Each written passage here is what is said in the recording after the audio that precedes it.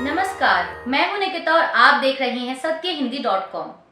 चलिए एक नजर डालते हैं अब तक की सुर्खियों पर। ओडिशा के बालासोर से एक बड़े रेल हादसे की खबर सामने आई है। न्यूज एजेंसी पीटीआई के मुताबिक एक रेलवे अधिकारी ने बताया कि शुक्रवार की शाम को हावड़ा जा रही 12864 बेंगलुरु हावड़ा सुपरफास्ट एक्सप्रेस के कई डिब्बे भहांगा बाजार में पटरी से उतर गए और दूसरी पटरी पर जा गिरे और पटरी से उतरे डिब्बे 12841 शालीमार चेन्नई कोरोमंडल एक्सप्रेस से टकरा गए और इसके डिब्बे भी पलट गए। अधिकारी ने कहा कि कोरोमंडल एक्सप्रेस के डिब्बे भी पटरी से उतरने के बाद एक मालगाड़ी से टकरा गए, जिससे मालगाड़ी भी इस दुर्घटना की चपेट में आ गई। यह हादसा कल शाम करीब 7:20 का बताया जा रहा है। वहीं इस समय तक की मीडिया रिपोर्ट्स के मुताबिक हादसे में अब तक 233 से अधिक लोगों की मौत हो चुकी है और 900 से ज्यादा लोग घायल हुए हैं। ओडिशा के चीफ सेक्रेटरी प्रदीप जैना ने बताया कि घटनास्थल पर एनडीआरएफ और एसडीआरएफ की टीमें मौजूद हैं और करीब 600 से 700 बचाव कर्मी बचाव अभियान में जुटे हैं। साथ ही उन्होंने बताया कि बालासोर मेडिकल कॉलेज और जिला अस्पताल में सारे इंतजाम कर दिए गए हैं। ओडिशा में हुए रेल हादसे के बाद मुख्यमंत्री नवीन पटनायक ने विशेष राहत आयुक्त सत्यव्रत साहू और राजस्व मंत्री प्रमिला मलिक को दुर्घटना स्थल पर जाने का निर्देश दिया। अधिकारियों ने कहा कि Odisha disaster rapid action force की 4 टुकड़ियां, एनडीआरएफ की 3 टुकड़ियां और 60 एम्बुलेंस घायलों को बचाने के काम में जुटी हैं। वहीं CM Patnaik special relief commissioner control room पहुंचे। उन्होंने कहा कि वो स्थिति का जायजा ले रहे हैं और आज शनिवार सुबह घटनास्थल पर पहुंचेंगे। ओडिशा के बालासोर में हुए रेल हादसे को लेकर पश्चिम बंगाल की मुख्यमंत्री ममता बनर्जी ने कहा कि वो ओडिशा सरकार और दक्षिण पूर्व रेलवे के संपर्क में हैं। उन्होंने बताया कि हमारे आपातकालीन नियंत्रण कक्ष को तुरंत एक्टिव कर दिया गया है। इसका नंबर 033-22143526 22535185 है। बचाव के लिए सभी प्रयास शुरू कर दिए गए हैं।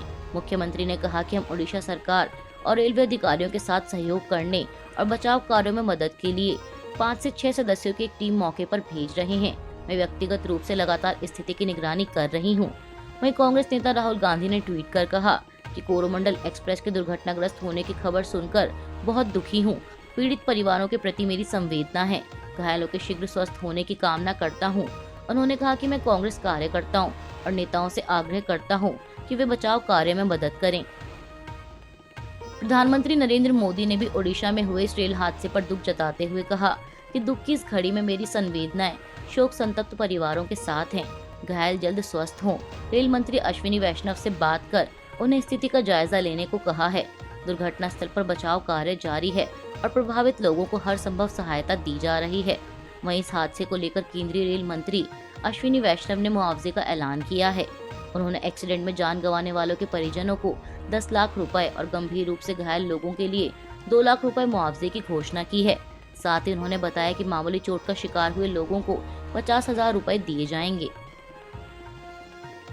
ओडिशा ट्रेन हादसे के बाद पूरे देश में शोक की लहर है, जिस पर तमाम नेताओं की ओर से दुख जताया गया है। इसी कड़ी में हादसे की गंभीरता को देखते हुए प्रधानमंत्री मोदी के कार्यक्रमों में भी बदलाव किया गया है। दरअसल पीएम मोदी आज शनिवार को मुंबई से गोवा के लिए पहली वंदे एक्सप्रेस को हरी झंडी दिखाकर रवाना करने वाले थे, लेकिन न्यूज एजेंसी पीटीआई के मुताबिक अब इस कार्यक्रम को स्थगित कर दिया गया है। तेलंगाना के 10वें स्थापना दिवस समारोह के अवसर पर मुख्यमंत्री के चंद्रशेखर राव ने एक कार्यक्रम को संबोधित करते हुए कहा कि तेलंगाना आज एक दशक की शुरुआत में खड़ा है। उन्होंने कहा कि आइए हम 60 साल के संघर्ष और 10 साल की प्रगति का जश्न मनाएं। हम भविष्य की प्रगति के लिए एक महान प्रेरणा बने।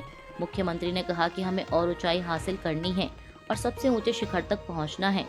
उन्होंने कहा कि 2 जून 2014 को परेड ग्राउंड में आयोजित सभा में राज्य के मुख्यमंत्री के रूप में एक वादा किया था। उस दिन मैंने लोगों को आश्वासन दिया था कि मैं तेलंगाना को इस तरह से आकार दूंगा कि राष्ट्र तेलंगाना राज्य से सीखेगा और यह भारत के लिए एक बेंचमार्क होगा। मात्र 9 साल की अवधि में तेलंगाना कई क्षेत्रों में देश भर में प्रेरक राज्य बन गया है। कर्नाटक के उप मुख्यमंत्री डीके शिवकुमार को आय से अधिक संपत्ति के मामले में हाईकोर्ट से राहत मिली है। दरअसल कर्नाटक हाईकोर्ट ने शिवकुमार के खिलाफ सीबीआई जांच पर लगी रोक को बढ़ा दिया है।